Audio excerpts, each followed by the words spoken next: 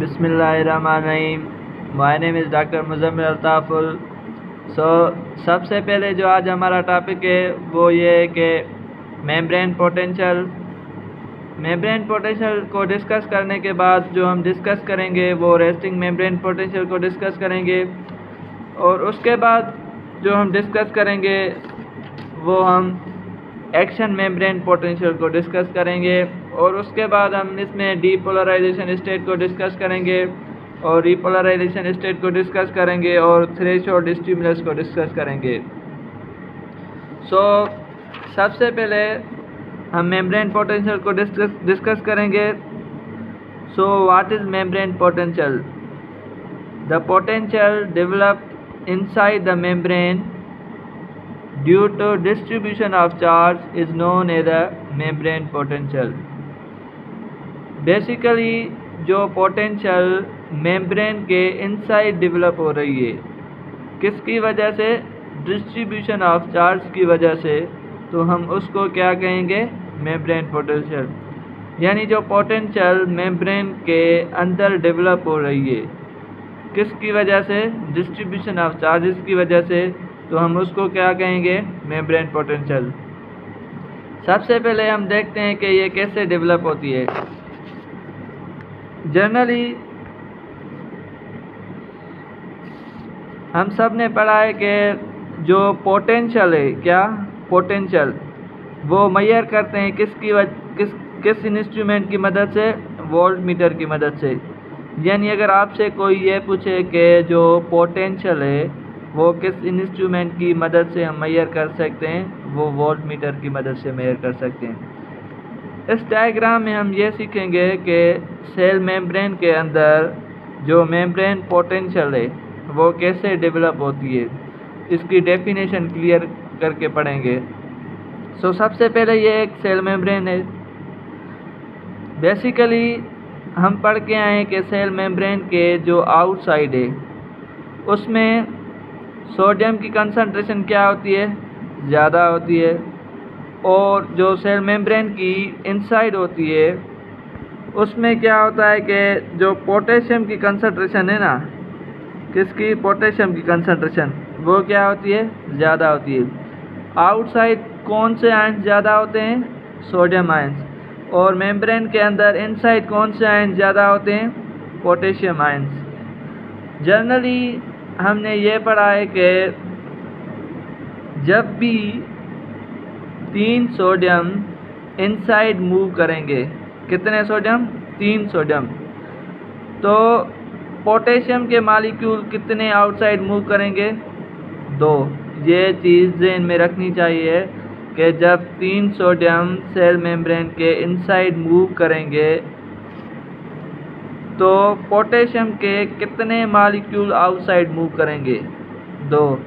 यानी 3 sodium inside move करेंगे, 2 potassium outside move करेंगे। इसके नतीजे में हमारी जो मेम्ब्रेन है उसमें क्या होगा? एक पोटेंशियल डेवलप होगी, जिसको हम क्या कहेंगे? Membrane potential. जिसको हम क्या कहेंगे? Membrane potential. जनरली जो मेम्ब्रेन पोटेंशियल इनसाइड होती है वो नेगेटिव होती है। नेगेटिव क्यों होती है? इसकी जो मेन वजह यह है कि जो मेम्ब्रेन पोटेंशियल है, जो मेम्ब्रेन है, उनके इनसाइड में नेगेटिव चार्ज वाले amino acid, proteins, organic acids वगैरह ज़्यादा होते हैं। उसकी वजह से ये इनसाइड हमेशा नेगेटिव होती है। उसके बाद जो हम डिस्कस करेंगे वो ये है कि रेस्टिंग मेम्ब्रेन पोटेंशियल। सबसे पहले रेस्टिंग मेम्ब्रेन पोटेंशियल होती क्या है? रेस्टिंग मेम्ब्रेन पोटेंशियल का वैल्यू क्या होता है? रेस्टिंग मेम्ब्रेन पोटेंशियल में कौन सी स्टेज होती है और ये कैसे डेवलप होती है? जनरली रेस्टिंग मेम्ब्रेन पोटेंशियल क्या है? When the nerve fibers does not transmit the signals is called resting membrane potential और RMP। जब भी हमारे जो न्यूरॉन्स के नर्व फाइबर्स है उसमें से सिग्नल्स की ट्रांसमिशन नहीं हो रही है, तो उसको हम क्या कहेंगे? Resting membrane potential. यानी जो न्यूरॉन की सेल मेम्ब्रेन है या न्यूरोलीमा है, उसमें नर्व इम्पल्स पास नहीं हो रहे हैं तो उसको हम क्या कहेंगे, रेस्टिंग मेम्ब्रेन पोटेंशियल। इस डायग्राम की मदद से हम देखेंगे कि रेस्टिंग मेम्ब्रेन पोटेंशियल की डेफिनेशन को भी क्लियर करेंगे और उसकी जो वैल्यू वगैरह है पोलराइज स्टेट उसको भी डिस्कस करेंगे। सो डेफिनेशन क्लियर हो गई। उसके बाद जो रेस्टिंग मेम्ब्रेन पोटेंशियल है, क्या रेस्टिंग मेम्ब्रेन पोटेंशियल, उसका जो वैल्यू होता है ये -70 MV यानी मिली वोल्ट होता है। ये भी हम इस डायग्राम में डिस्कस करेंगे कि ये रेस्टिंग मेम्ब्रेन पोटेंशियल का जो -70 MV आ रहा है वो कैसे आ रहा है। उसके बाद पोलराइज स्टेट को डिस्कस करेंगे।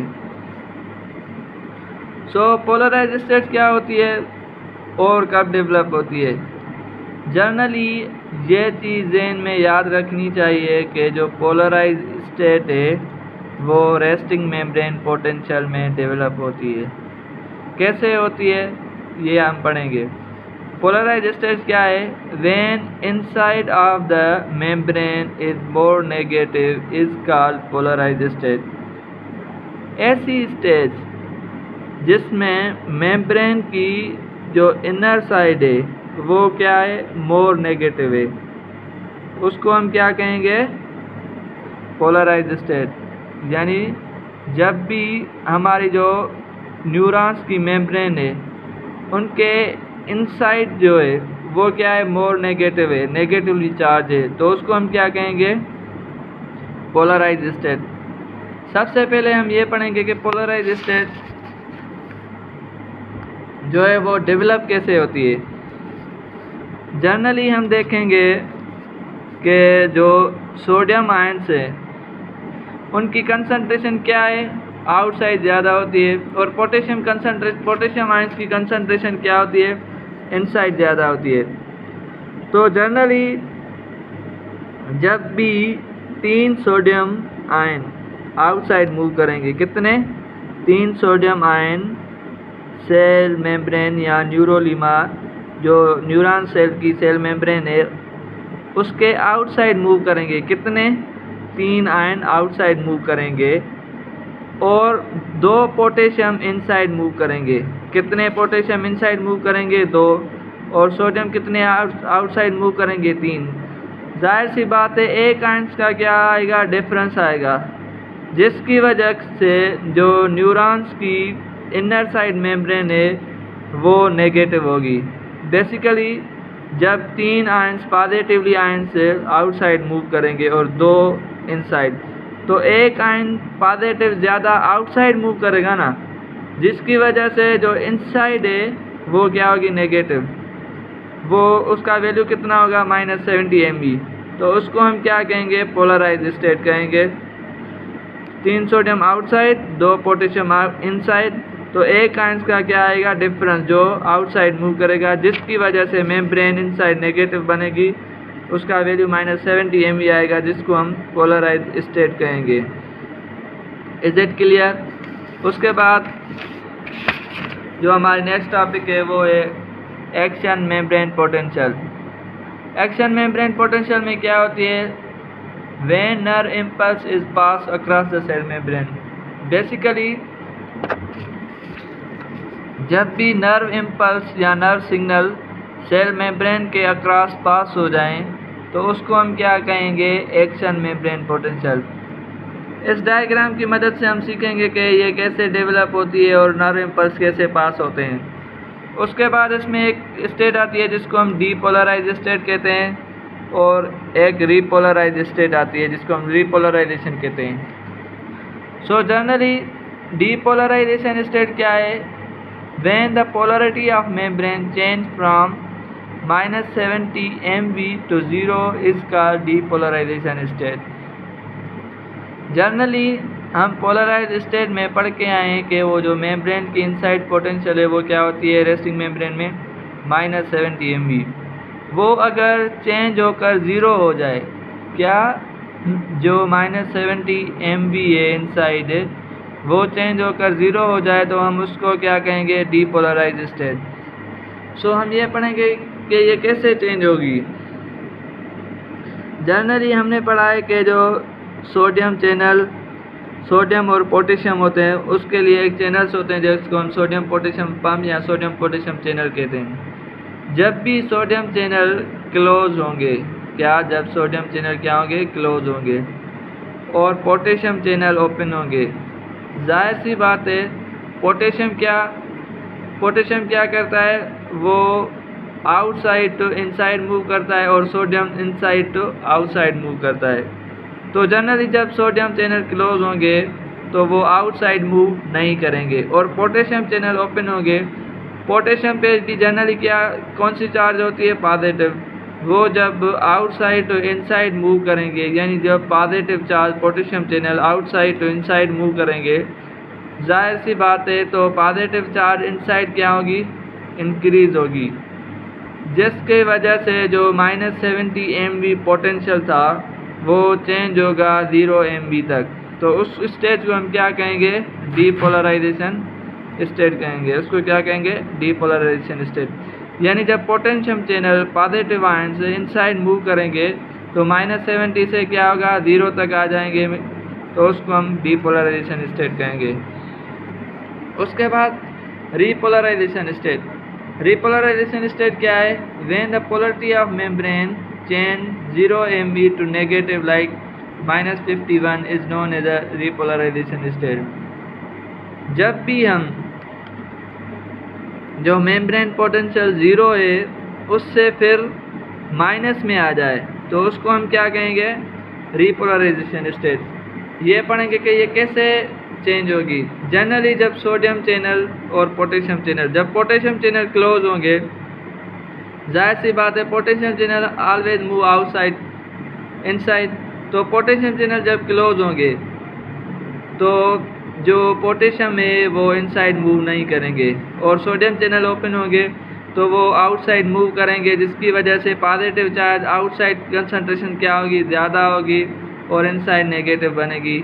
इसको हम क्या कहेंगे, रिपोलराइजेशन। यानी सोडियम चैनल ओपन होंगे, पोटेशियम क्लोज होंगे। जब सोडियम चैनल ओपन होंगे तो सोडियम आयन पॉजिटिवली चार्ज होते हैं वो आउटसाइड मूव करेंगे, तो पॉजिटिवली चार्ज की आयन्स की कंसंट्रेशन आउटसाइड ज़्यादा होगी, इनसाइड नेगेटिव बनेगी, तो इसको हम रिपोलराइजेशन कहते हैं। उसके बाद threshold stimulus, the stimulus which stimulate the action membrane potential. ऐसी स्टिमुलस जो एक्शन मेम्ब्रेन पोटेंशियल को डेवलप करे तो उसको हम क्या कहेंगे, threshold stimulus. Generally membrane potential जो ज़्यादातर होती है वो किन सेल्स के दरमियान होती है, वो एक मसल सेल्स है और न्यूरॉन सेल्स है। जो आज का हमारा टॉपिक था वो ये था कि membrane potential, resting membrane potential, action membrane potential, depolarization, repolarization. इस टॉपिक से जो मोस्टली MCQs आते हैं वो ये आते हैं कि जो रेस्टिंग मेम्ब्रेन पोटेंशियल है उसका वैल्यू कितना है। उसका वैल्यू जो है -70 MV है। रेस्टिंग मेम्ब्रेन पोटेंशियल का वैल्यू कितना है, -70 MV। और जो दूसरा MCQs आता है कि वो ये है कि रेस्टिंग मेम्ब्रेन पोटेंशियल में कौन सी स्टेट होती है, यानी पोलराइज स्टेट होती है या डीपोलराइजेशन स्टेट होती है या रिपोलराइजेशन स्टेट होती है। तो इसका भी करेक्ट ऑप्शन होगा पोलराइज स्टेट।